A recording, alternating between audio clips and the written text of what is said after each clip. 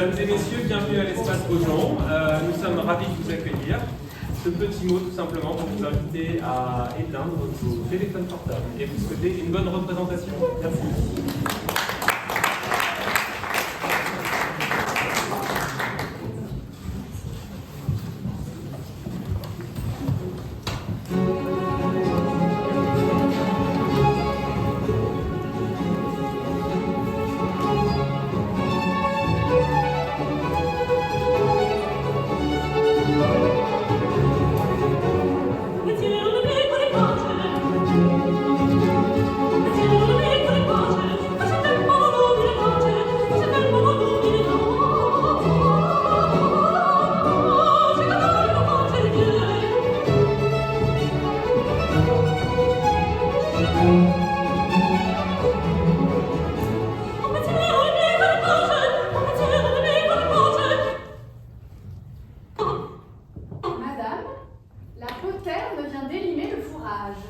C'est trop.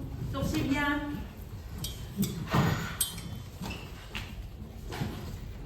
Eh bien, Maki, pourquoi serpez-vous là? Vous pouvez vidanger. C'est que, madame, c'est que... Ah, c'est que quoi? C'est que je n'ai plus de pull au vert pour la crécelle. Ah.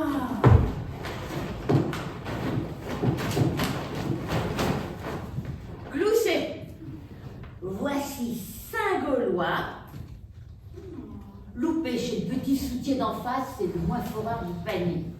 Madame, c'est pas trop, hein, c'est que... Y a que quoi? Y a que... Moi, j'ai pas de gravat pour mes hartelles. Plus de stup pour le bafouillis de ce soir. Plus rien pour émonder. Plus d'entre-gens pour friser les mouches. J'ai plus rien dans le parloir. Moi, j'ai plus rien. J'ai plus rien. Mais moi non plus, Irna. Oui, bah... Ratissez. Viens dans ma limande. Allons-nous mariner, mon pieu. Oh, bon petit bon beurre, ne blumez pas. J'arrime le compte d'un croissant à l'autre. Il me doit plus de 500 crocus. Tant frit s'il grogne à la godille, tant fieux s'il mord au saupiquet. Et moi qui n'ai plus ni gel ni froc pour la meulière, plus d'arpège pour Oh, les... ça me suffit. Je vous le plie et le replie. Le comte me doit des lions d'or. Pas plus tard que demain, nous fourrons les grands argousins et vous aurez tout ce qu'il clôt. Et maintenant, retournez à la basoche. Laissez-moi saoul. Laissez-moi filer ce dormant. Allez. Ben, croupissez.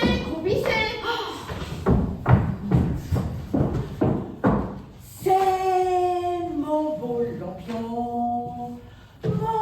lampion que je l'aime, celui qui me ramène quand on se gratte les pieds dans les pieds.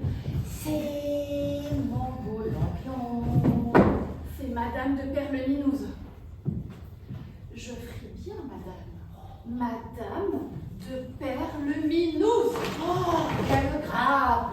Faites-la vite grossir.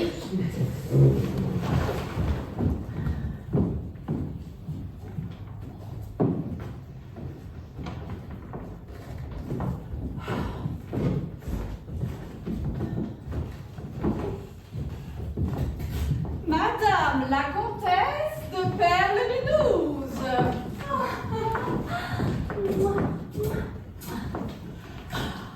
Chère, très chère peluche, depuis combien de trous, combien de galets n'ai-je pas eu le micron de vos secrets? Hélas, chère, j'étais moi-même très vitreuse. Oh. Et oui, mes 3 plus jeunes tourteaux ont eu la citronnade, l'un après l'autre. Pendant tout le début du corsaire, je n'ai fait que nicher des moulins, courir chez le lusion ou chez le tabouret. J'ai passé des nuits à surveiller leurs carrures, à leur donner des pinces et des moussons. Bref, je n'ai pas eu une minette à moi. Oh, pauvre chère, Et moi qui ne regrettais de rien. Tant mieux, je m'en recueille. Vous avez bien mérité de vous tartiner. Après les gommes que vous avez brûlées, poussez donc. Depuis le mou de crapaud jusqu'à la mi-brioche, on ne vous a vu ni au Wakiplouf, ni sous les alpagas du bois de migraine. Il fallait que vous fussiez vraiment gargarisé. Il est vrai. Quelle céruse! Je ne puis y mouiller sans gravir. Alors, toujours pas de praline? Aucune. Pas même un grain d'effort? Pas un. Il n'a jamais daigné me repiquer depuis le flot où il m'a zébré. Mais quel ronfleur! Il fallait lui racler des flamèches. Mais c'est ce que j'ai fait, je lui en ai raclé 4, 5, 6 peut-être en quelques mots. Jamais il n'a ramonné. Pauvre chère petite tisane. À votre place, je prendrai un autre lampion. Impossible. On voit bien que vous ne le coulissez pas. Il a sur moi un terrible foulard. Je suis sa mouche, sa mitaine, sa sarcelle. Il est mon rotin, mon sifflet. Sans lui, je ne peux ni coincer ni glapir. Jamais je ne le bouclerai. Oh, mais j'étouille. Vous flotterez bien quelque chose. Une clope de Zoulou, 2 doigts d'Otto. Merci, avec grand soleil.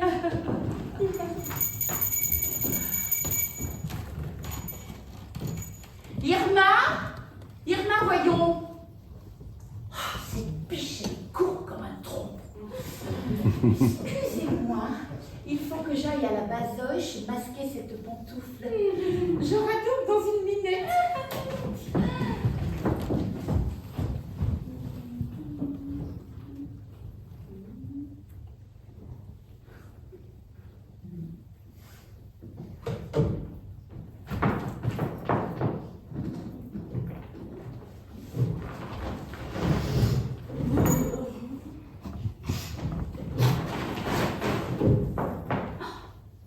Un grand crocodile de concert.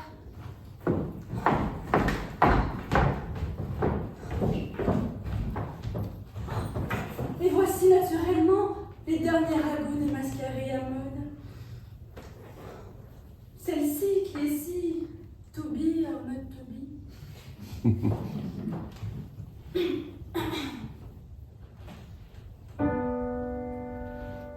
La petite tour Eiffel en des petits chiens et des petits pieds. Yeah. But I prefer peanut butter coconut, peanut butter coconut, peanut butter coconut, Fiel, ma pitoute. Fiel, mon zébu. Adalgance, quoi vous ici? Mais comment êtes-vous bardé? Et barbadouille. Et vous bardez souvent ici?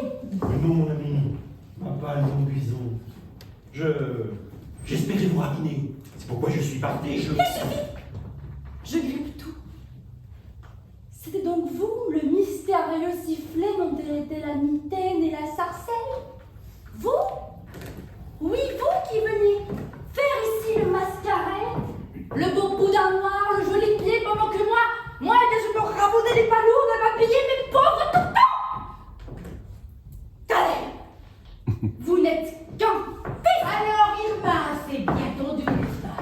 2 petits golements au linon, des sweaters bien glabres avec du flou, une touque de panier sur du pacha et des petites glottes de sparatane au au frein. Entendu?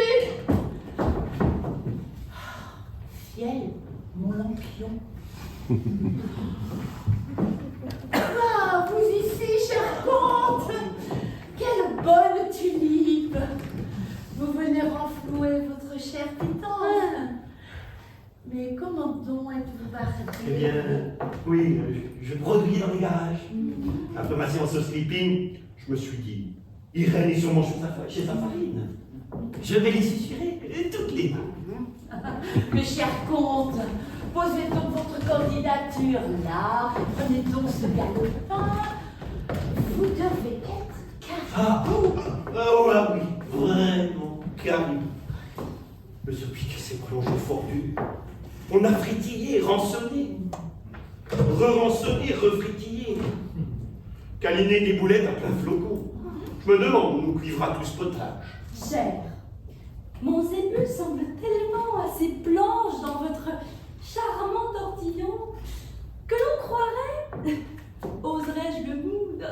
Mais oui, allez-y, je vous en mouche. Eh bien, l'on croirait qu'il vient souvent ici ronger ses grenouilles. Il part de là tout droit, le sous-pied sur l'oreille, comme s'il était dans son propre Finistère.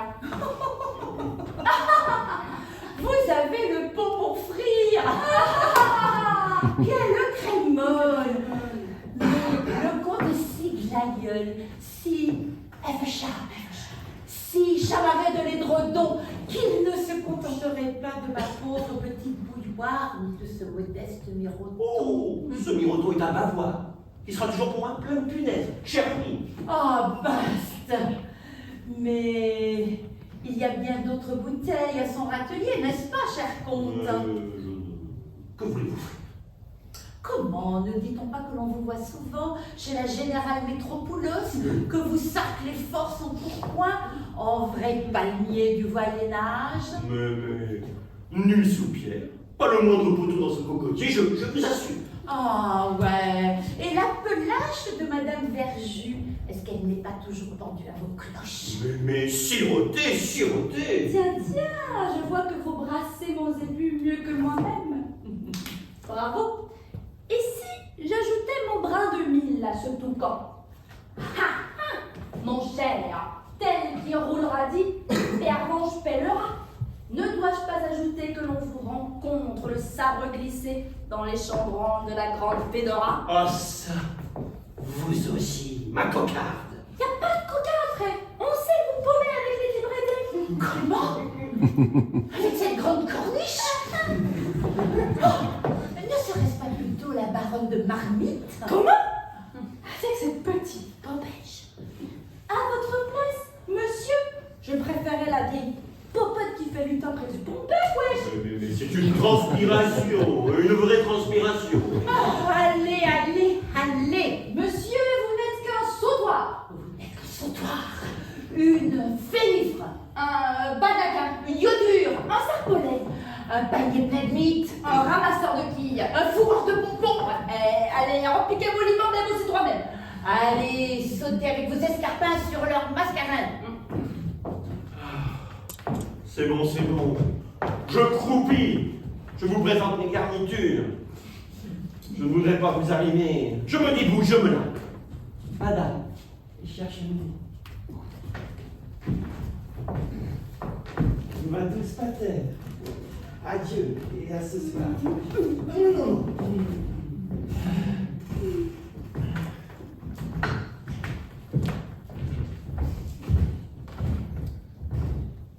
Nous tripions. Cher ami, nous allions tortiller. Tenez, voici justement Irma. Un peu de foutis, vol au vent. 2 doigts de potence, Je vous en mouche. ou 2 marteaux.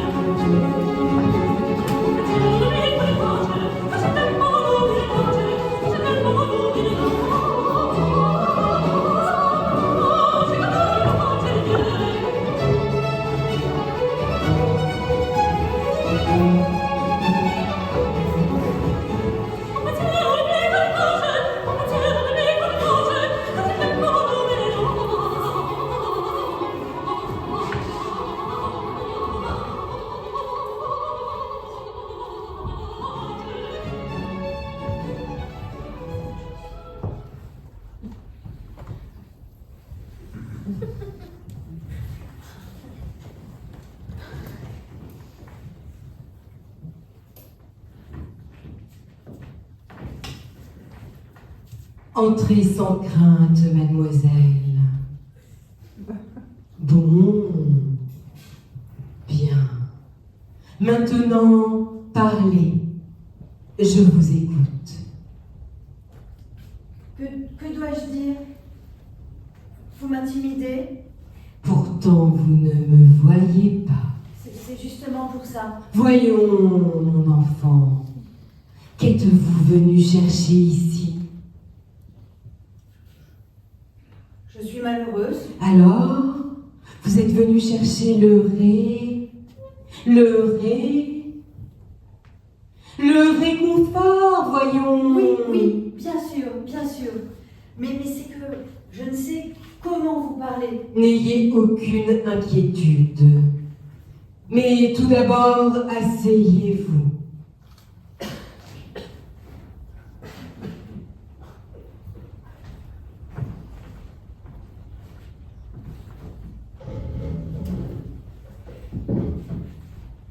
Bon. Maintenant, relâchez votre volonté et laissez-vous aller. Ne pensez à rien de précis et dites-moi tout ce qui vous passera par la tête. J'ai trouvé mon bas. Une maille qui a filé. Ce n'est rien. Continuez. Il est 10 heures. C'est l'évidence même. Il est minuit. Si vous voulez. J'ai peur.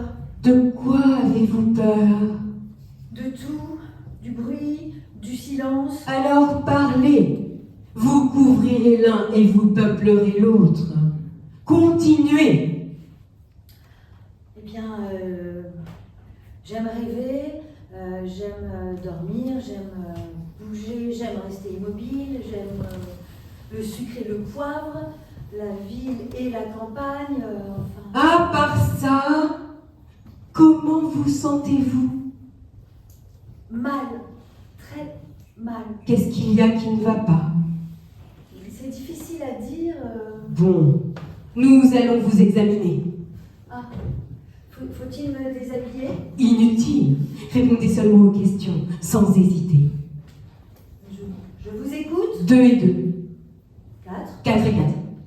8, 8 et 8. 16, 16 et 16. 32. Bon, ça ne va pas mal de ce côté-là. Votre date de naissance. Oui, 12 avril 1968. Lieu de naissance. Me calot sur Le l'oreille. département. Meurthe et Garonne. Mais pourquoi vous me demandez tout cela? Voilà l'angoisse qui reparaît. Mais rassurez-vous, nous vérifions seulement votre mémoire. Poursuivons. Poursuivons, mais on dirait que vous voulez me... Mais non, je voulais dire, continuez. C'est bien ce que je pensais. Sentiment de culpabilité. Eh mais j'ai entendu, vous savez. Mais je suis pas coupable. Que l'on soit coupable ou non, on a toujours l'impression de l'être. Voilà l'important.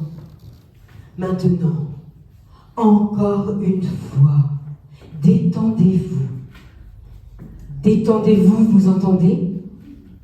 Et laissez parler votre imagination, sans aucun contrôle. Des mots, sans suite. N'ayez pas peur. Mais où allez-vous chercher tout ça? C'est que nous sommes très nombreux, très très nombreux. Quelle organisation? Comme vous dites. Allons, continuons. Dites n'importe quoi. Je vais essayer. Les prix montent, c'est affolant. Les carottes ne m'en parlez pas. La viande, le pain, le lait. Pendant ce temps, les salaires ne bougent pas. J'ai de plus en plus de mal à me lever le matin. Je fais ma lessive à l'aurore avant de partir. Je n'ai pas le temps de rentrer le midi. Il est vrai, ça me permet de déjeuner avec les collègues. À la cantine, on peut bavarder, on peut rire, on peut même pleurer si on en a envie. Mais la viande n'est pas très fraîche, les pâtes sont trop cuites, les serviettes... Oh, vous êtes terriblement enchaîné au quotidien. Rien dans vos rêves, pas de prince charmant, pas de forêt profonde, pas de fées, pas de sorcières, pas de duchesse. Pardon, mais j'ai pas vraiment le temps de courir après des duchesses. Et dans la banlieue où j'habite, il n'y a pas de forêt, il n'y a pas de rivière. Qu'avez-vous d'autre à déclarer? J'adore la danse. Mais Mais quoi? non, c'est bête ce que je vais dire. Ce qu'on dit est toujours bête. Ah oui, alors, eh bien, à chaque fois que je danse, et dès le premier pas de danse, eh bien, j'ai une maille qui file à mes bas. Ah, vraiment? Bon, je vois ce qu'il vous faut. Personnellement, eh bien, je vous conseille de vous marier. Ah, mais j'y avais déjà pensé. Comment avez-vous deviné? Nous savons tout.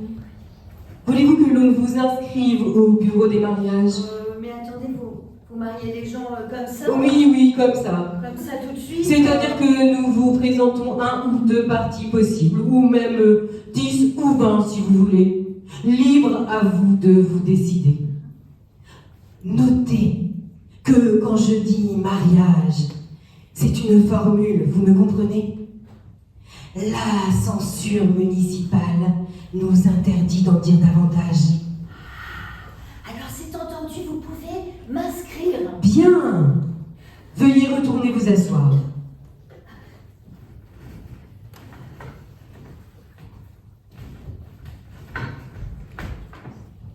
Mais avant de partir, mademoiselle, n'oubliez pas nos œuvres sociales. Je vous signale également que pour les robes de mariage, couronne de fleurs d'oranger, écharpe blanche, gants blancs, linge fin et linge de table, trousseau, layette. Le service de demi-confection est au 3e étage à gauche, ascenseur F. Même chose en cas de funérailles. Pour les inquiétudes religieuses, envie de suicide, angoisse, désespoir et autres, le service des bains-douches et massages est à votre disposition au sous-sol. Maintenant, jeune fille, étendez-vous sur la chaise. Oui, jeune fille, étendez-vous. Bien, bien, jeune fille. Et puis, fermez les yeux. Fermez les yeux et écoutez.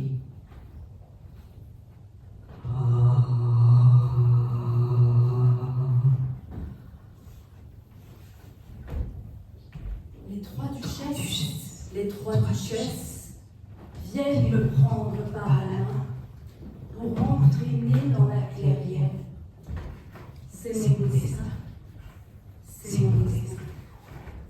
La première n'a plus de jambes. La seconde n'a plus de tête. La troisième n'a plus de main. Je leur plais parce qu'elles sont folles. Parce que je ne dis jamais rien. Les trois duchesses viennent me prendre par la main pour me conduire à la rivière, entre la nuit et le matin. Quand je serai dans la rivière, avec le ciel au fond des yeux, les trois duchesses riront bien. Oh,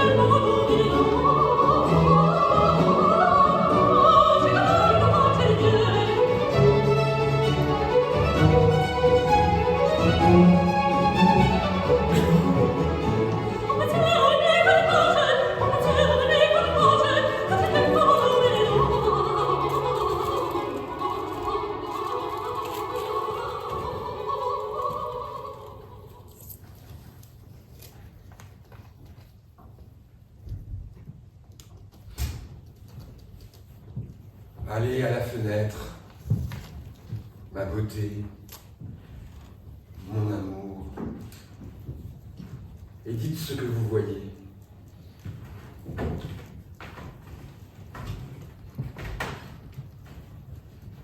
J'aperçois une étoile dans le ciel. Ne voyez-vous vraiment qu'une seule étoile? J'en vois une autre maintenant. Et même plusieurs. Et même une multitude. Ne voyez-vous rien d'autre sous le ciel? Rien d'autre, mon ami. Pas même un pauvre nuage? Pas même un pauvre nuage. Pas même un malin petit esprit, moitié homme, moitié chauve-souris? Pas même un malin petit esprit. Ne voyez-vous rien sur la terre? Je vois des nappes de clarté. Sur les arbres, des fils d'argent. L'eau qui luit entre les branches, les toits qui scintillent, la route qui va. Et pas même dans tout ceci des troupes en marche, des fourgons masqués, ni des bêtes cornues dressées sur leurs jambes d'homme? Rien de tout cela, mon ami. Ni fourgon, ni troupe, ni bête cornue. Alors, que la paix soit au monde. Alors, aimez-moi. Aimez-moi comme cette lumière aime cette campagne. Je vous aime ainsi, mon amour. Remontez vers le ciel. Donnez-moi sa clarté dans vos paroles, dans votre voix. J'entends, il me semble. Il me semble entendre. Qu'entendez-vous? J'entends le froissement léger de l'herbe des étoiles, le vol de la vapeur de l'eau, le souffle retenu de l'air. J'entends ton regard dans ta voix. Je n'ai pas besoin de me retourner ni de regarder. Cette fenêtre t'appartient. Par toi, je sais ce qui se passe au dehors. Il n'y a rien d'autre que le temps. L'espace le contient et l'endort. Je te les donne à pleine brassée. C'est à nous de veiller sans relâche et sans peur. C'est à nous d'accueillir cette nuit suspendue à nos lèvres. Ouvre encore une fois les yeux pour moi, mon amour. J'ouvre les yeux pour que tu vois. Élève ton regard, mon amour. J'élève mon regard aussi loin qu'il peut aller. Il va plus loin que lui-même, il va beaucoup plus loin que toi. Il va plus loin que tes pensées ou que tes songes si tu dors.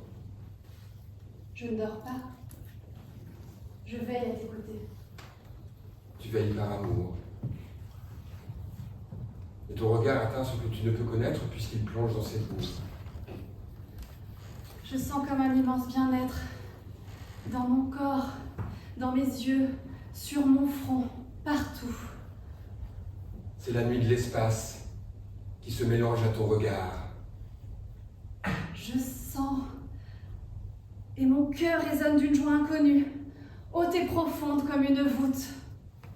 C'est la nuit de l'espace qui se mélange à ton esprit et ouvre toutes ses fenêtres. Ma bouche ne peut plus parler, mon âme chante. C'est le sacre. Les démons et les dieux sont en fuite. Tu as fait alliance avec la vie éternelle. Tu es entré en communion avec l'innocence du monde. Réjouis-toi dans ce bain de lumière, de miel et de fraîcheur. Renais blanche et parée pour l'amour, portée sur les ailes du temps immobile, légère dans ma nuit qui t'adore.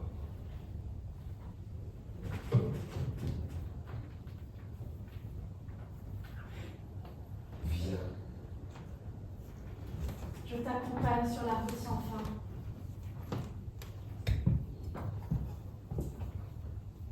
reviendra le jour, à notre rencontre, n'oublie pas que la nuit nous a donné le secret.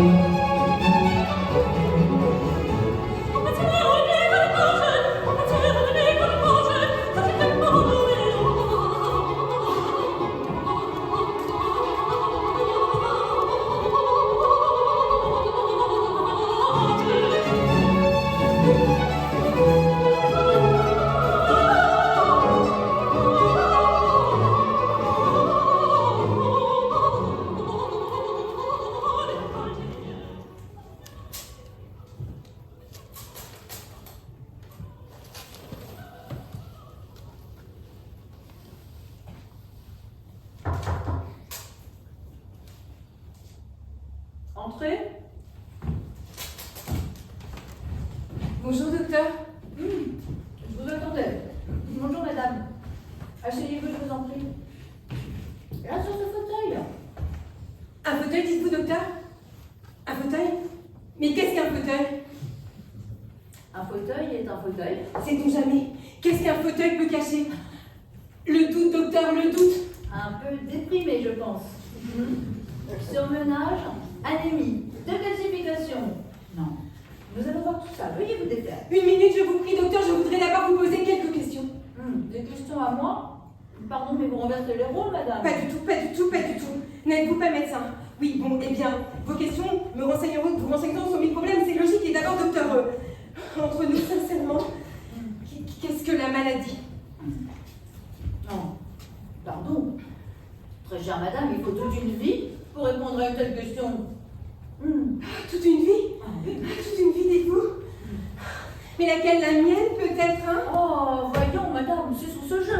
Je vous en prie, là, parlons sérieusement. Mais je suis on ne peut plus sérieuse. Si vous ne pouvez me dire ni ce que c'est qu'un fauteuil, ni ce que c'est que la maladie, ni par conséquent la santé, je vous demanderai alors qu'est-ce que la vérité? Enfin, madame, êtes-vous, oui ou non, vous, en tant que malade, venu me consulter moi, en tant que médecin? Justement, c'est bien là la question. Si vous ne pouvez me donner aucun éclaircissement, ni sur la maladie, ni sur la santé, ni sur la vérité, ni sur l'erreur, bien entendu, que puis-je attendre, moi la malade, de vous le médecin? Je vous l'ai déjà dit, hein, tout ceci est absurde. Encore une fois, veuillez vous déshabiller. Me déshabiller, moi, devant vous? Ouh. Bon. Je veux bien être bon diable, j'y consens. Je consens, en ce cas, à déshabiller mon âme devant vous. Mon âme. Enfin, Ah, s'il vous plaît, docteur, s'il vous plaît, laissez-moi parler. Eh bien oui, j'ai souffert, eh bien oui, je souffrais. C'est parce que je souffre que je suis venue vous demander du secours. Je souffre, voyez-vous, avant toute chose, de l'instabilité de mes rapports avec l'univers. avec l'univers. Dites avec l'univers? Oui, oui, oui. C'est très intéressant. Oui. L'univers et moi, docteur, l'univers et moi, ça va pas très bien. Pas très bien du tout, ou bien pas trop bien? Ah, plutôt pas trop. Ah. Et ça se manifeste de quelle façon? Eh bien, cela commence en général par un souvenir. Je décroche de la réalité du moment présent et je m'envole vers le passé. Le passé, oui, vous savez, cette chose qui n'existe pas. Et puis là, tout à coup, un déclic. C'est comme si soudain je n'existe plus. C'est cela, je ne suis plus ici. Je n'y suis plus. Je ne suis plus. Oh.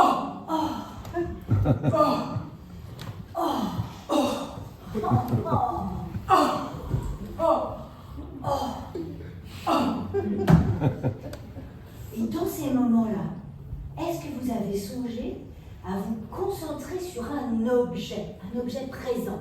Ah non, comment cela? Et je m'explique, quel que soit l'endroit où vous vous trouvez au moment de cette crise, mais vous avez forcément auprès de vous des objets matériels. Oui, en effet. Si c'est dans votre cabinet de travail, admettons, vous avez forcément, je ne sais pas moi. Ah bah oui, c'est très simple. À gauche de la porte, une bibliothèque en merisier.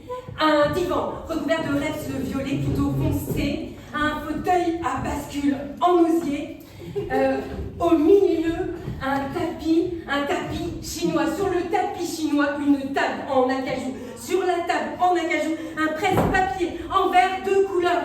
Vous savez, ce qu'on appelle un sulfure. Ah oui, c'est cela, un sulfure. En face, la fenêtre. À gauche de la fenêtre, une petite vitrine murale remplie de papillons jaunes et bleus naturalisés. C'est bon, ça suffit. C'est bon. C'est donc que vous ne perdez pas complètement pied. C'est très bien. Eh bien, fixez attentivement l'un de ces objets familiers. Au besoin, vous le prenez dans votre main et vous répétez à vous-même avec une conviction intense, ou le presse-papier. Le presse-papier, le presse-papier, le presse-papier. Vous verrez, vous sentirez déjà beaucoup mieux. Vous croyez, docteur, que cela suffira? C'est qu'elles sont si terribles, ces crises. Plus de repères, plus de contacts, plus de points cardinaux, plus de signes du zodiaque, plus de constellations. Oh, plus de haut, ni de bas, ni jour, ni nuit. Je plonge, je descends, je descends. Je descends, je tourbillonne, je m'éloigne, Le presse-papier. Parce que je suis tombée dans le camp de l'inconnaissable, des idées pures, de l'absolu, de la chose en soi. Le presse-papier. Oh, c'est ici qu'elle tourne de l'œil, la malheureuse. Mon amie, je suis là. Le presse-papier, le presse-papier.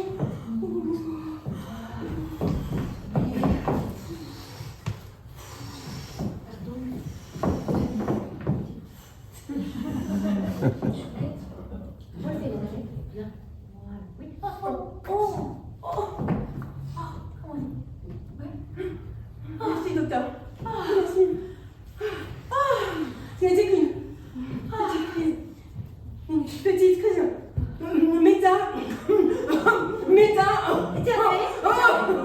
Métaphysique. Oh, ce n'est rien, cela. Songez au presse-papier, au parapluie, à la sonnette de la porte, à n'importe quoi de concret.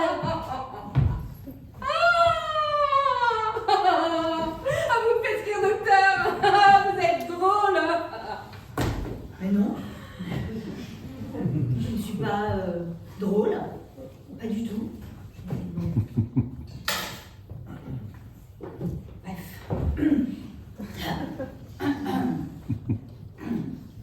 Disais-je. Eh bien, comment vous sentez-vous? Mieux. Un peu mieux. Ah, vraiment mieux. Bien, bien. Ah non, j'ai dit mieux, docteur. Moi, j'ai dit bien, bien.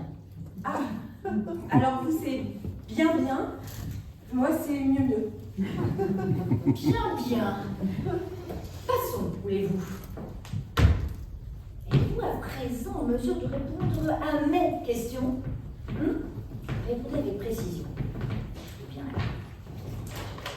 Alors, comment cela va-t-il du côté... du côté des nuages? Ah, les nuages. Oh ben, pas mal, hein. Un peu mou, un peu instable, mais dans l'ensemble, bonne circulation, vapeur, condensation, vapeur, condensation. Oh, de temps en temps un orage, hein, surtout en été. Ah, l'hiver, c'est la pluie qui ne va pas. Ah, là, ça me dégouline sur le visage, dans le dos, sur les mains. C'est froid, c'est humide. Et vous vous servez d'un parapluie ou d'un imperméable? Des deux, docteur? Ah, pas fameux, non. Mieux vous restez chez vous, ne sortez que par temps sec. Et l'espace, comment ça va? L'espace, c'est le grand problème. Tantôt trop long, trop large, tantôt trop étroit. Ah, oui. Évidemment, c'est toujours ainsi. Hein. Vous savez, l'espace est relatif. Et tout comme le temps d'ailleurs. Ah ben c'est bien là ce qui m'inquiète. Ah non, ne vous effrayez surtout pas. Ça se souhaite, tout ça se souhaite. Ah merci docteur d'essayer de me rassurer, merci. Et sinon, le matin, lorsque vous sortez de chez vous, qu'éprouvez-vous? Ah ben, il y a comme un grand vacarme en moi, comme une grande bousculade d'auto, de gens, d'enfants, de petits chiens, ça va, ça vient. Ça dure longtemps? Tant que je suis dans la rue. Ah, et à l'intérieur? À l'intérieur de quoi? Oh, vous rentrez bien quelque part après une sortie. Bah oui, bien sûr, je rentre au bureau. Bah oui. Ah oui, oui, Et alors, j'entends comme des voix qui m'interpellent, comme des sonneries stridentes. Je vois tourbillonner des feuilles de papier zébrées de signes noirs.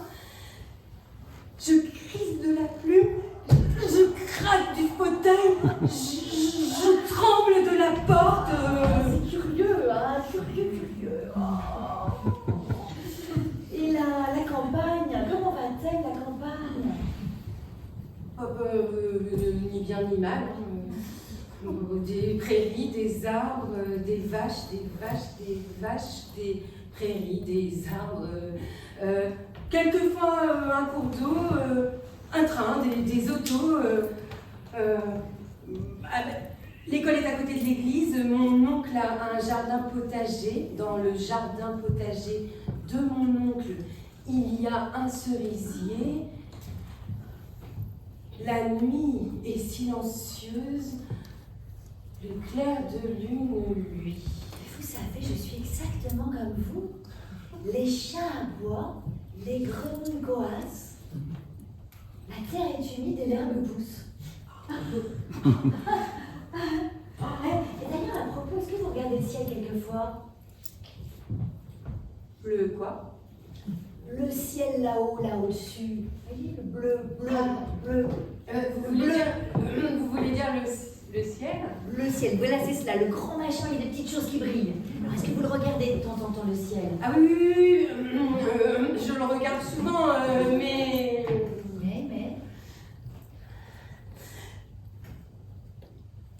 Mais il me fait peur, comment vous dites, le ciel. Pourquoi donc vous fait-il peur?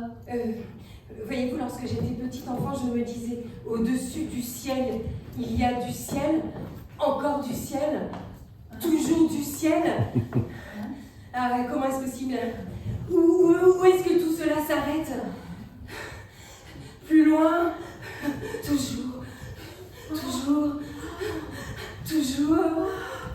Oh, attention!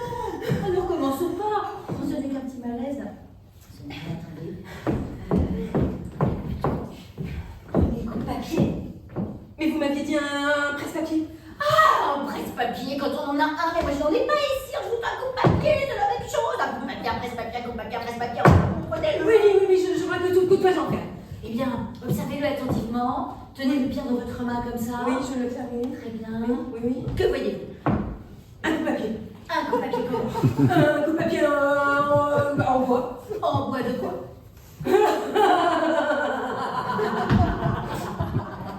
Mais comment voulez-vous que je fasse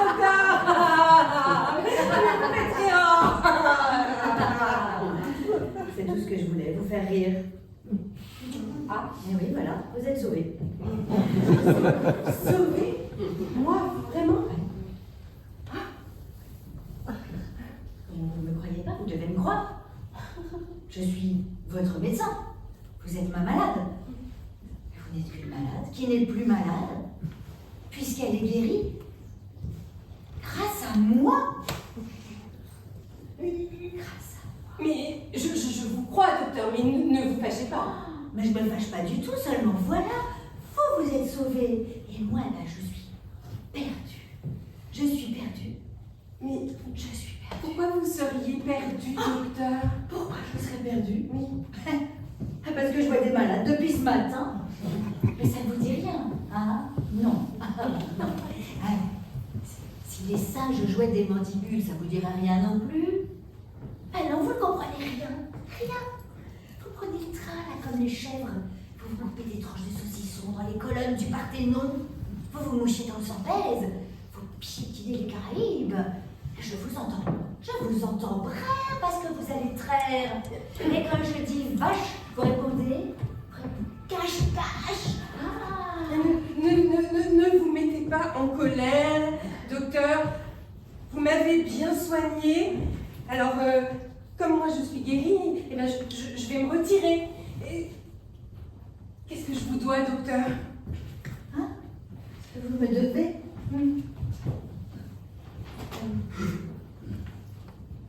Le respect. Le respect. Le respect. Le respect. Le respect. Le respect. Pardonnez-moi.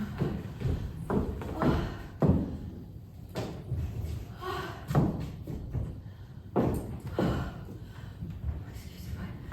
Y a-t-il un médecin? Je ne suis pas le médecin. Il n'y a pas de médecin. Il n'y a que des malades ici. Il n'y a que des malades.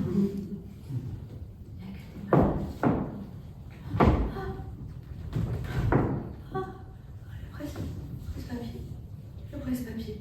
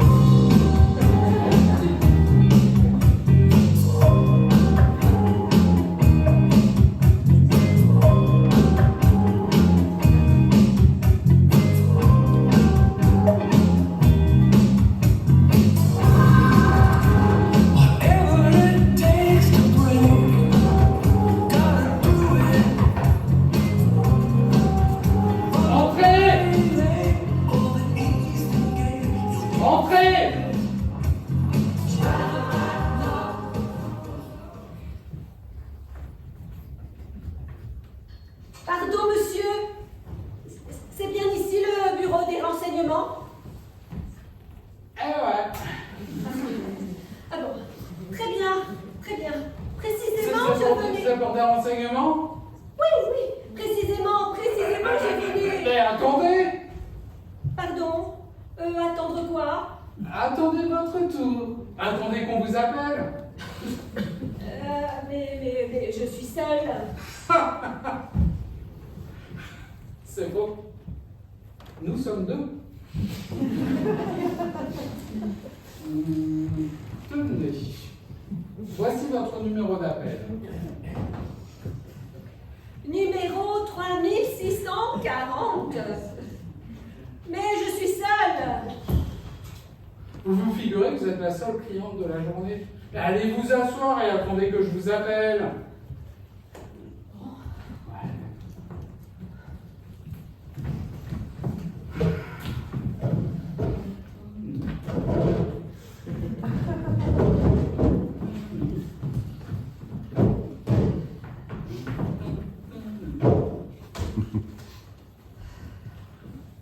Numéro 3640.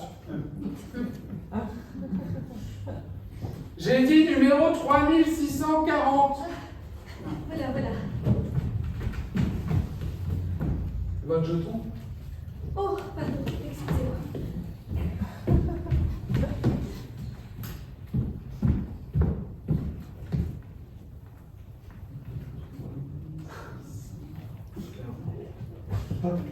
Monsieur, je venais précisément... Votre nom? Oui, votre nom. Mon nom, mais je... Mais il n'y a pas de jeu, je vous demande votre nom. Voici ma carte d'identité. Je n'ai pas besoin de votre carte d'identité, je vous demande votre nom. Musperdienne Dureux Padois Pont. Comment ça s'écrit, je vous prie? MUZ, NSPTNJ, Atrémat K2E, SGURW, PONT, comme Dupont. Date et lieu de naissance? Je suis née au milieu du siècle dernier dans l'Ouest. Des précisions, vous payez ma tête, non? Non, pas du tout, monsieur. Plus exactement, je suis née à Rennes en 1969. Profession? Civile. Numéro de matricule? Catégorie A. Numéro J, 9698, CRTS 740, U4B5, AM, 3 672 743.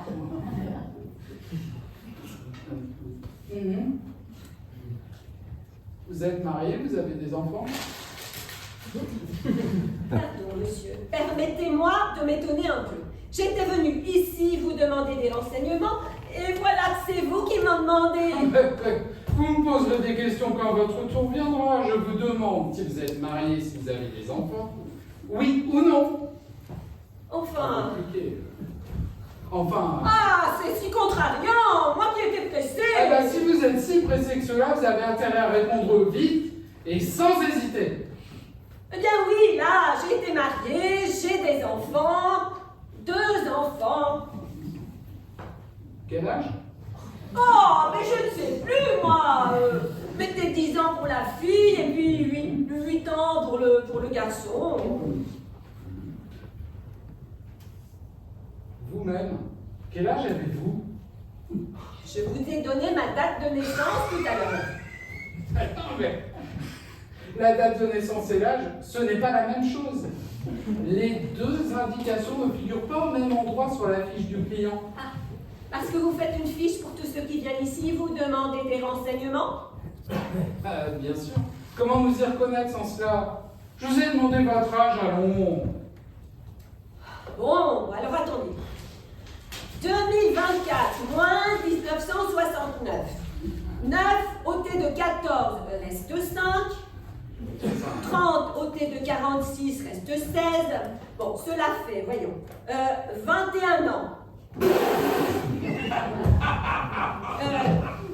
16 et 5, 165 ans. Non, ça n'est pas possible. Attendez, je recommence. Inutile, j'ai déjà fait le calcul. Vous avez 55 ans exactement. Ah, mais c'est cela. Merci, monsieur. Merci. Que me le disiez-vous plus tôt? C'est fou le temps que l'on peut perdre avec des clients inexpérimentés. Bon, maintenant, tirez la langue. Voilà.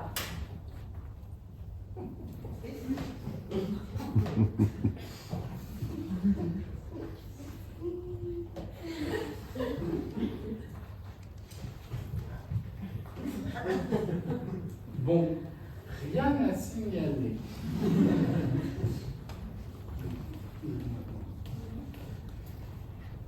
Maintenant, montrez-moi vos mains. Voilà.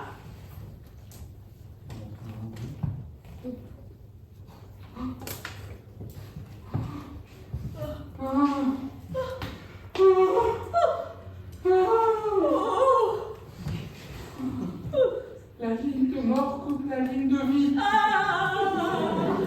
Seulement merci.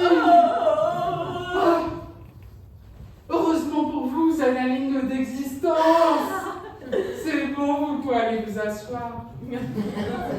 Comment? Mais je ne peux pas encore vous demander des renseignements. Pas tout de suite, attendez qu'on vous y invite. Mais monsieur, je suis pressée, monsieur. J'étais venue vous demander des renseignements urgents, monsieur. Vous voyez bien que nous sommes dans une gare. Pour que la gare n'est pas loin. J'étais venue précisément vous demander conseil pour un train à prendre, monsieur. Ah, c'était pour les horaires de train. Oui, enfin... Entre autres, oui, d'abord pour les heures de train. C'est pourquoi j'étais si pressée. Que me le disiez-vous plus tôt? Je vous écoute. Bien voilà. Je voulais, enfin, je désirais prendre un train en direction d'Aix-en-Provence afin d'y rejoindre un vieux parent. Les trains à destination d'Aix-en-Provence. À 6h50 et 7h30, première et seconde seulement. À 14h, billets famille nombreuse. À 15h, billets célibataire. À 18h et 21h, tout âge, toute classe, tout sexe.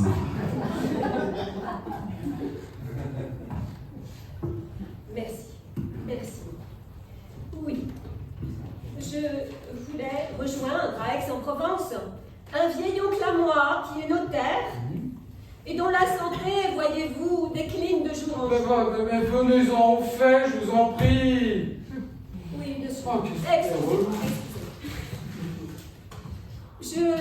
Je voudrais, enfin, je souhaiterais serrer encore une fois dans mes bras mon vieil oncle malade.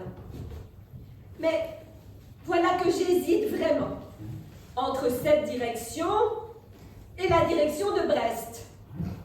En effet, j'ai à Brest une cousine également malade. Et ma foi, je me demande Les si... trains à destination de Brest. Une Micheline à 7h, un train bleu à 9h, un train vert à 10h, un omnibus à 15h avec changement à Rennes, un train de nuit à 21h45. Vous arrivez à Brest à 4h30. Merci. Merci beaucoup, monsieur. Si j'en crois vos indications, je devrais donc aller voir ma cousine de Brest plutôt que mon vieil oncle d'Aix-en-Provence. Mais enfin, je n'ai rien dit de ce genre. Je vous ai donné des horaires de train, ben c'est tout. Sans doute. Mais où je me trompe fort, où il m'a semblé que vous manifestiez une certaine préférence. Oui, une préférence toute personnelle pour ma cousine de Brest. Et je vous en remercie. Oui, je vous en remercie. Bien que ce soit au détriment, en somme, de mon vieil oncle d'Aix-en-Provence, auquel je porte une affection.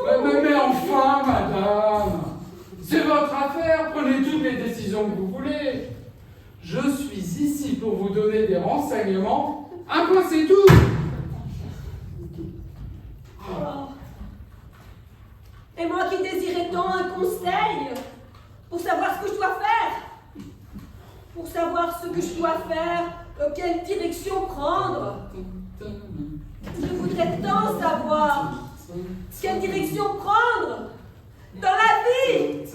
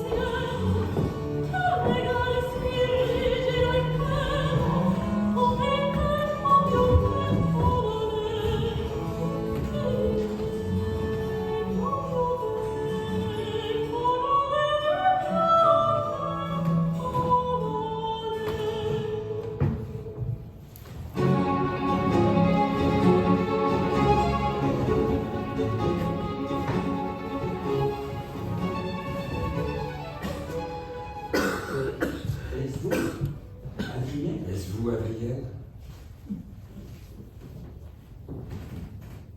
Je n'aurais pas dû venir, Georges. Avez-vous peur de nos visages? Pourquoi m'avoir donné rendez-vous ici? Nous verrons moins nos rides, nos cheveux blancs. Croyez-vous donc que je sois devenue si vieille? Montrez-moi ce qui reste de vos 17 ans. J'étais un peu plus âgée que vous. C'est drôle. Je vous trouve plutôt mieux que vous n'étiez. Faites voir cette belle longue main qui me plaisait tant dont je rêvais la nuit.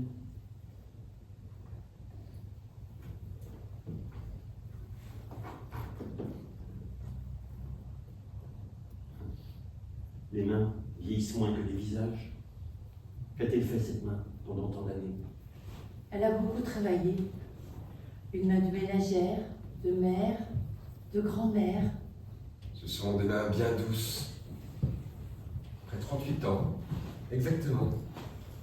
Pourquoi m'avoir donné rendez-vous dans mon église où je viens prier? Quoi, sous vos cheveux blancs, vous craignez encore que l'on médise de vous? Ou bien serais-je encore si séduisant? Ne plaisantez pas, je suis une mère de famille. Allons, mère de famille, approche-toi de moi. Vous savez, je ne suis plus l'Adrienne un peu folle que vous avez connue. Évidemment, nous ne sommes plus à l'âge de vos aventures. Je m'attendais à autre chose. À quoi? À des effigies romantiques, des paroles édifiantes, de vieillards qui s'attendrissent mollement. Nous étions jeunes, nous nous sommes aimés. Nous sommes vieux maintenant, tout est bien. Je croyais que nous éprouverions une sorte de douceur à nous rencontrer. Je suis venu vous dire un tas de choses que je n'arrive pas à dire. Vous avez souffert, Georges? Bien sûr, une rupture si brusque. Je vous ai écrit. Vous n'avez jamais répondu. Mais dites plutôt que je n'ai rien reçu.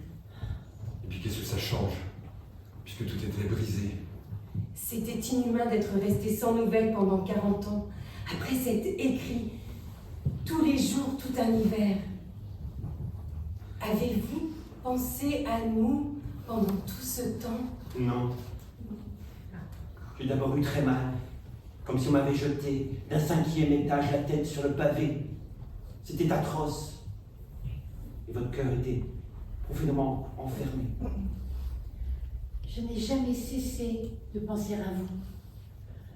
Votre visage de jeune garçon restait jeune à mesure que je vieillissais.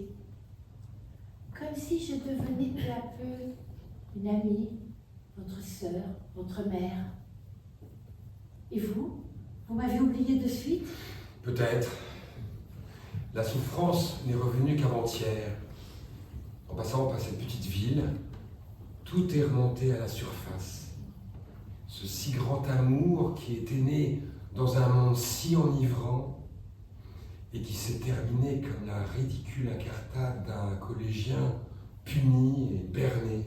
On dirait que vous vous plaisez à ternir ce qui avait été si enivrant. Je Je n'aime n'aime pas pas le passé. Je le hais, surtout lorsqu'il m'a trahi. Et moi, en vous entendant parler, je retrouve mes anciennes joies, mais aussi mes anciens remords. Dieu l'a voulu ainsi. Je suis croyante, Georges. Mais je ne suis pas croyant, et votre respectabilité m'écœure. Du vote. Dis-moi là franchement. Il y a eu d'amants avant et après moi. Je ne vous laisserai pas me parler ainsi. Allons, Adieu, Georges. allons rester. Nous avons un compte à rendre avec notre jeunesse. À quoi bon?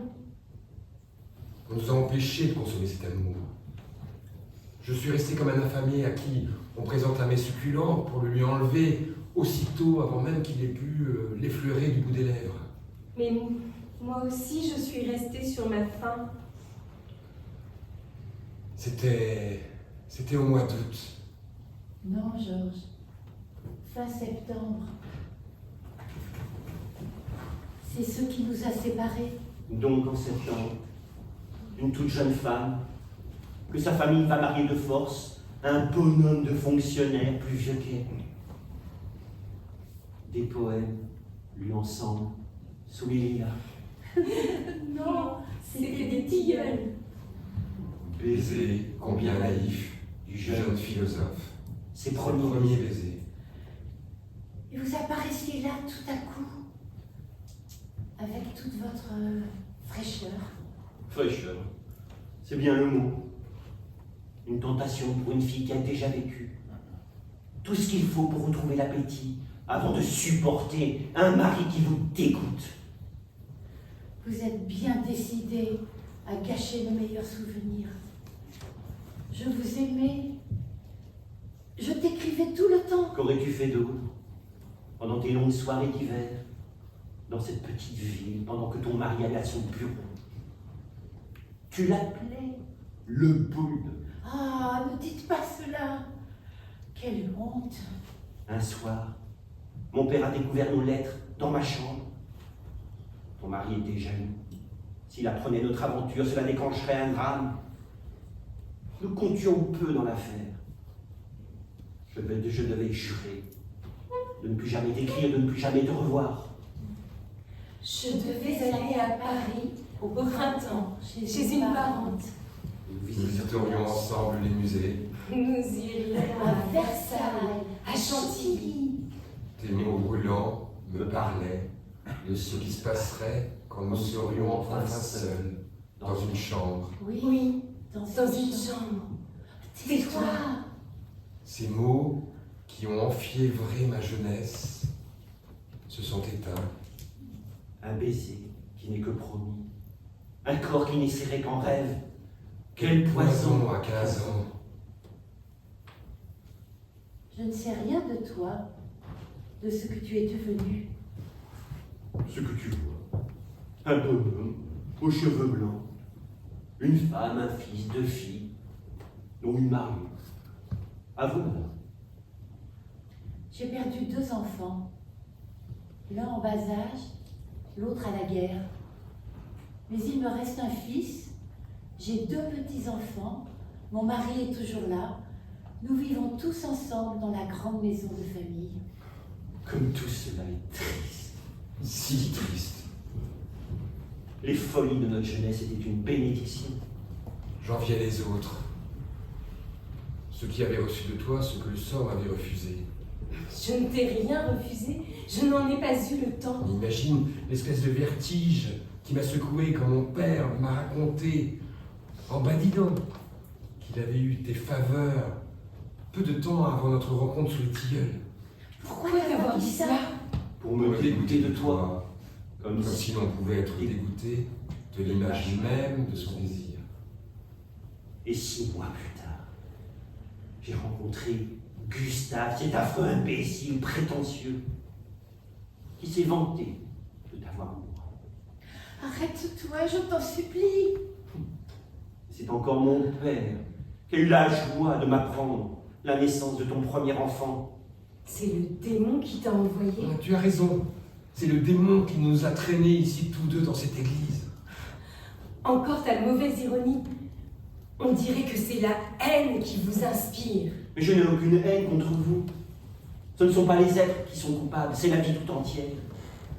Avec son immense désordre, avec cette cohue, cette tempête insensée. C'est vrai, tu ne m'en veux pas. Non, Adrienne.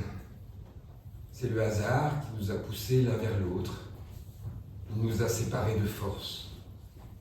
Il a suffi d'1 minute de malchance. Peut-être aurais-tu un jour tout quitté pour vivre avec moi, ton collégien devenu un homme. Peut-être, Georges. Je t'aimais tant. Je te désirais tant.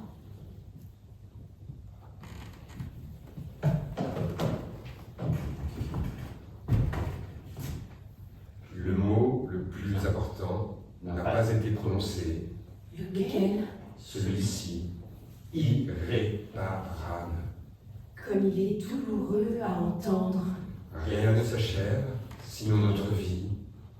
Parce que tout s'achève ailleurs que sur cette terre. Tant mieux pour vous. Si vous y croyez, moi je crois que toute histoire finit mal. On se sépare ici. Mais pour se retrouver là-haut, plus tard. Adieu, Georges.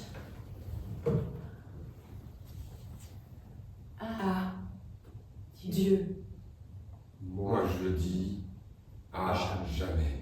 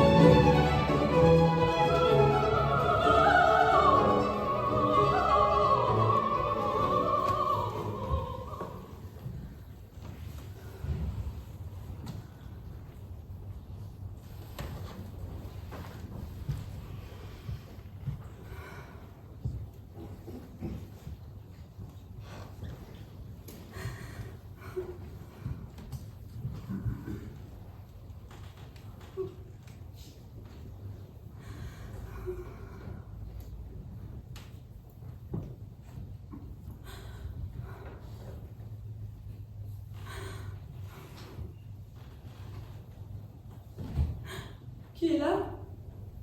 Pourvu que ça ne soit pas Oswald, mon fiancé. Je n'ai pas mis la robe qu'il préfère. Et d'ailleurs, à quoi bon, après tout ce qui s'est passé?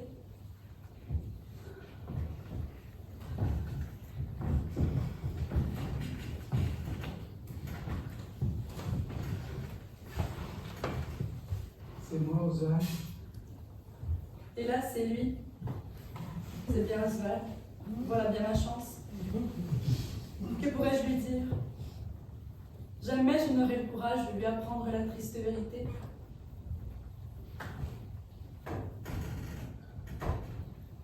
C'est naïf. Que lui dire de plus? Elle est si confiante, si insouciante. Jamais, Jamais je n'aurais la cruauté de lui avouer la grave décision qui vient d'être prise à son insu. Bonjour Oswald. Se peut-il que tout soit fini, tandis qu'il presse ma main sur ses lèvres? Mon Dieu, ne prolongez pas mon supplice, et faites que cette minute qui me paraît un siècle passe plus vite que l'alcyon sur la mer écumante. Bonjour Zénaïde. Ah, ce geste gracieux et spontané, plus éloquent que le plus long discours. J'ai toujours aimé le silence qu'elle répond autour d'elle. Il est comme animé de paroles mystérieuses que l'oreille n'entendrait pas, mais que l'âme comprendrait. Je crois entendre son cœur battre à coups précipités, sur le même rythme que le mien. Pourtant, il ne sait rien sans doute et croit encore à notre union. La pauvre enfant m'attendait et ne pouvait prévoir le motif de ma visite. Il fait encore jour, mais les volubilis ferment leurs corolles. Ma grand-mère préfère les pois de santerre et le jardinier a rangé ses outils. C'est le printemps, Zénaïde. Aux antipodes, c'est l'hiver. Au Congo, les lapons s'assortent sur la banquise. En Chine, les Bavarois vont boire de la bière dans les tavernes. Au Canada, les Espagnols dansent la ségredi. Oui, il fait jour. Ce silence m'accable. La canne de mon oncle avait un pommeau d'or, la marquise sortie à 5 heures. Ma raison s'égare. Dois-je tout lui dire? Ou bien jeter mon bonnet par-dessus les moulins? Il fait jour, vous l'avez déjà dit, Zénaïde. Me voilà, brutal à présent. Feu et diable, sang et enfer. Les sorcières vont au sabbat, la lune court dans les ajoncs. Allons, du calme, du calme. Je ferais mieux de lui révéler ce secret qui m'étouffe. Je n'en puis plus. C'est intolérable. Je meurs. Je deviens fou. Hélas, ma famille ne veut pas de notre mariage. mariage.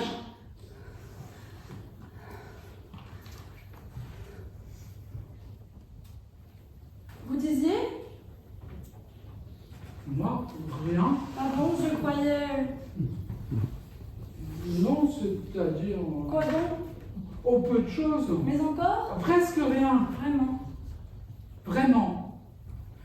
D'ailleurs, je vous écrirai. Puisse ma lettre ne jamais parvenir à destination et féconder le gouffre de l'oubli. Cependant que j'irai dans les sables d'Australie à la recherche d'un trésor moins précieux que celui que je perds. Peut-être répondrai-je. Ce sera la dernière lettre que j'aurai adressée au monde avant d'ensevelir dans un couvent ma jeunesse désespérée.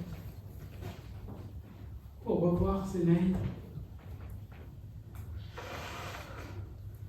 Le boulanger pétrit sa pâte. Le navigateur fait le point. Le cavalier monte à cheval. Les cheminées fument. Le soleil luit. Mais moi, je dois dire adieu à la jeune fille que j'aime.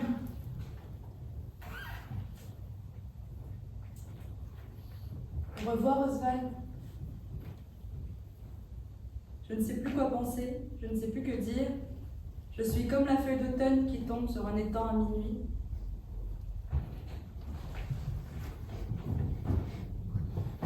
Eh bien, mes enfants, je vous y prends. Je vous y prends. Ciel, mon père. Celui qui aurait pu devenir mon beau-père. Allons, remettez-vous, je ne vais pas vous manger. À votre âge, à votre place, je me serais déjà embrassé. Mais Que signifie? Cela signifie que je viens pour tout arranger. De la part de ta mère, chère Danaïde, de la part de ton père, chère Oswald. Lorsque vous avez cru que tout était perdu, votre chagrin nous a prouvé que votre penchant mutuel n'était pas de ces feux de paille, de ces entraînements d'un jour, de ces choses qui ne durent pas et qui Mais vous ne dites rien. On dirait que voilà, frappé de stupeur. Oh Dieu, un pareil bonheur est-il possible? Béni soit le jour où la grand-mère de ma fiancée donna naissance à mon beau-père. Bon. Je vois que votre émotion vous a coupé le souffle. À votre âge, à votre place, je me serais déjà sauté au cou. Enfin, je n'insiste pas. Je vous laisse à votre choix. Nous discuterons de la noce demain. Si vous avez, du moins, recouvré l'usage de la parole. Allons. Au revoir. Au revoir, mes petits colibris.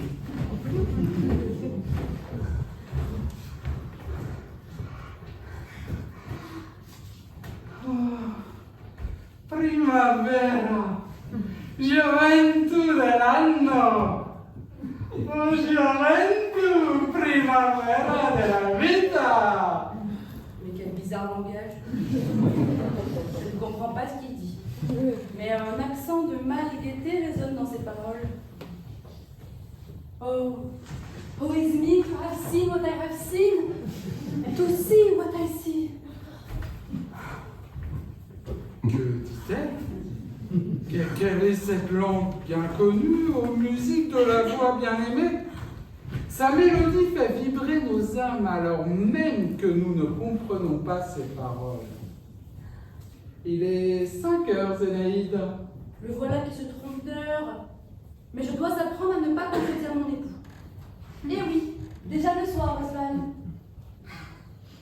Parbleu non. Il fait encore grand jour. Mais il ne faut jamais contrarier une femme. Vous voilà donc à moi, cher ange. Encore une erreur, c'est lui qui est à moi. Mais peu importe. Eh oui, nous voilà enfin à nous, vous et moi. Nous? Elle a dit à nous. Elle à moi, moi à elle. Nous à nous. Pour toujours. À jamais. À la vie. À la mort.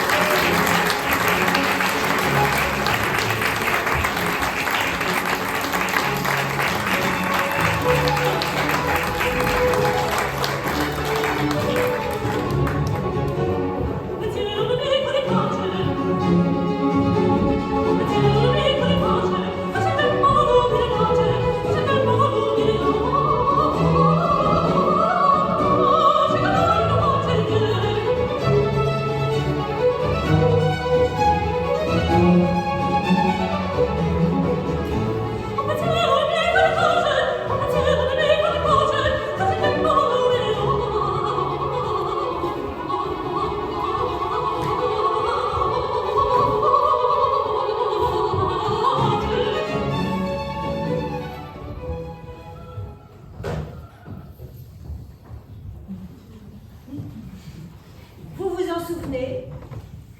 Je m'en souviens, et vous? Ça commençait par une grande étendue. Oui, par une grande étendue d'eau. Une grande étendue d'eau dans le soir. Puis il y avait un silence. Puis ça recommençait. C'était une grande étendue. Une grande étendue d'eau dans le soir. Oui, c'est ainsi que ça commençait, par une grande étendue. Est-ce que c'était indistinct? Oui, c'était indistinct. Oh, c'était très indistinct, on ne distinguait rien. Absolument rien, d'ailleurs. Y avait-il rien à voir? Ainsi, il n'y avait rien à voir. Et pourquoi y avait-il rien à voir? Parce que c'était ainsi. C'était une grande étendue. Une grande étendue indistincte. Une étendue indistincte dans le soir. Et cependant, au bout d'un moment... Au bout d'un moment? Est-ce qu'il s'est passé quelque chose? Oui, au bout d'un moment, il s'est passé quelque chose. Quelque chose d'effrayant? Non, rien d'effrayant, non. Quelque chose de calme? Non, pas tout à fait. Quelque chose de gai? Pas tout à fait, mais presque. Quelque chose de doux? Ce serait plutôt cela, oui. Quelque chose de doux, qui venait, qui s'avançait. En effet, je me souviens. Quelque chose de doux qui s'avançait de notre côté et qui n'avait pas l'air de nous voir. Et qui pourtant nous concernait. Oui, puisque ça venait droit vers nous. Mais nous n'en étions pas effrayés. Pas du tout. Pas du tout, vraiment pas du tout, absolument pas. Nous n'étions pas effrayés du tout. Pourquoi aurions-nous été effrayés? Oh, je vous le demande. C'est vrai, pourquoi nous effrayer? Parce que ça venait vers nous. Parce que c'était bruyant. Parce que c'était léger. Parce que c'était agréable. C'est pas une raison. Absolument pas. Il n'y avait pas de quoi s'effrayer. Vraiment pas du tout. Et ensuite? Et ensuite, que s'est-il passé? Eh bien, ça s'est arrêté. Et puis c'est reparti. C'est reparti comme c'était venu. Avec douceur, avec légèreté. On nous aurait entendu respirer. Étiez-vous content parce que ça s'en allait? Ah, nous étions contents. Mais pas parce que ça s'en allait, mais plutôt parce que ça bougeait. Oui, au fond, on était content quand ça venait ou quand ça s'en allait, ou quand ça descendait, ou quand ça montait. Parce que ça montait aussi. Oui, ça montait quelquefois. Même à un moment, c'est monté rudement. C'est monté très haut. Ça montait, puis ça s'arrêtait. Puis ça montait, ça montait, ça montait. Et ça montait vite. Ça montait très vite. Si vite que ça. Plus vite que ça. Plus vite encore. Plus vite. Plus vite. Vite. Très vite. Très vite. Très vite. Très vite. Et pendant ce temps-là, ça continuait en bas. En bas. C'était toujours en bas. C'était toujours en bas et toujours là. C'était une grande étendue. Une grande étendue d'eau. Une grande étendue d'eau dans le soir.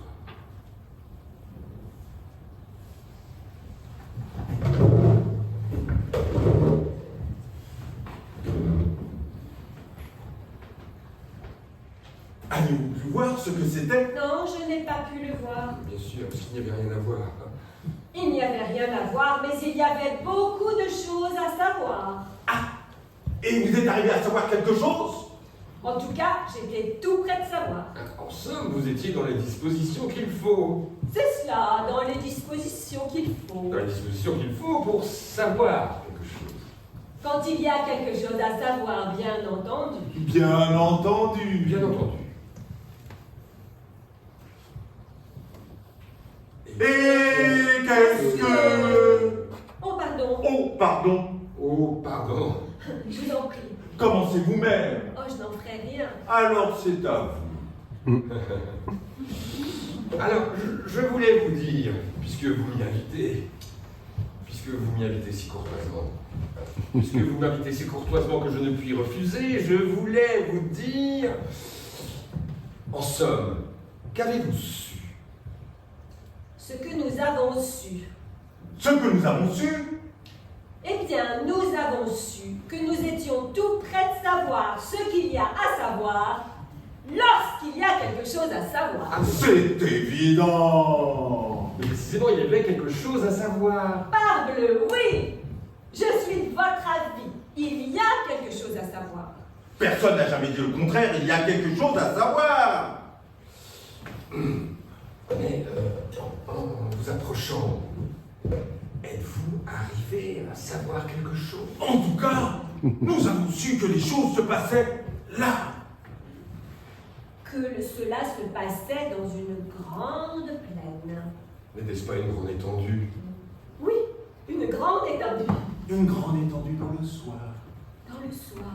Dans le soir. Dans le soir. Dans le soir. Dans le soir, dans le soir, dans le soir. Dans le soir. Soir. Soir, soir. Soir, soir. Soir. Soir. Soir.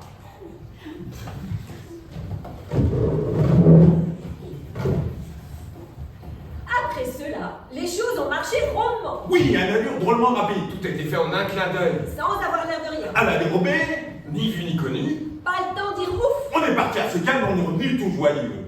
Oh, oh, oh, oh. Vous vous en souvenez? Ah, si je m'en souviens. Et moi donc? On riait comme des fous. Et l'on On n'en finit Et l'on sautait, et l'on gambadait, et l'on tournait sur soi-même. Vous couriez devant moi, je cherchais à vous rattraper.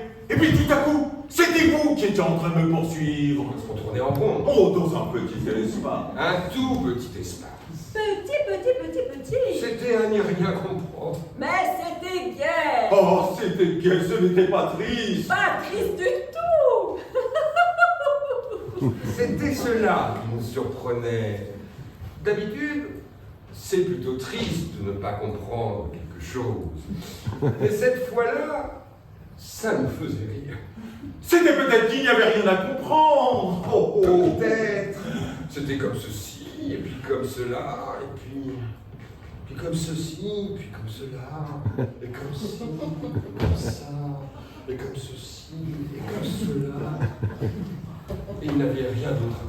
Et ça nous mettait en joie. Oh, oh, oh. On n'aurait pas su dire pourquoi. On avait envie de rire de tout. On était comme des gens un peu fous. Et l'on sautait, ça faisait du bien de sauter à gauche, et puis à droite, et de courir ici et là, et comme ceci, et comme cela, sans avoir rien d'autre à comprendre.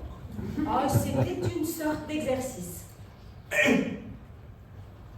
Notez-le bien, hein. Ce n'était plus le soir. Ah non, ça c'est vrai, ce n'était plus le soir.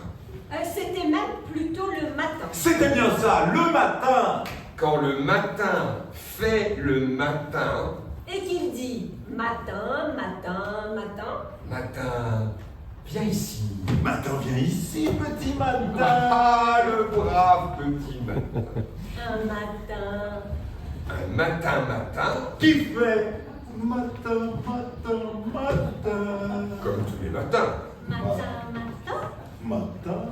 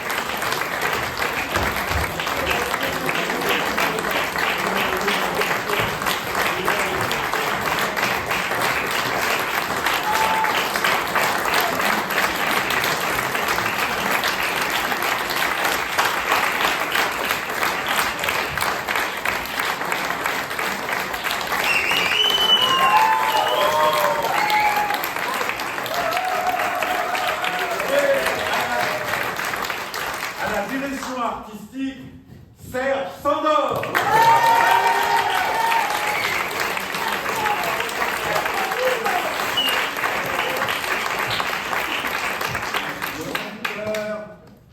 Actrice, amatrice, amateur qui aime l'art, David, Jérémy, Sidonie, Géraldine, Edith, Sarah, Oumeima, Christine, et Thierry.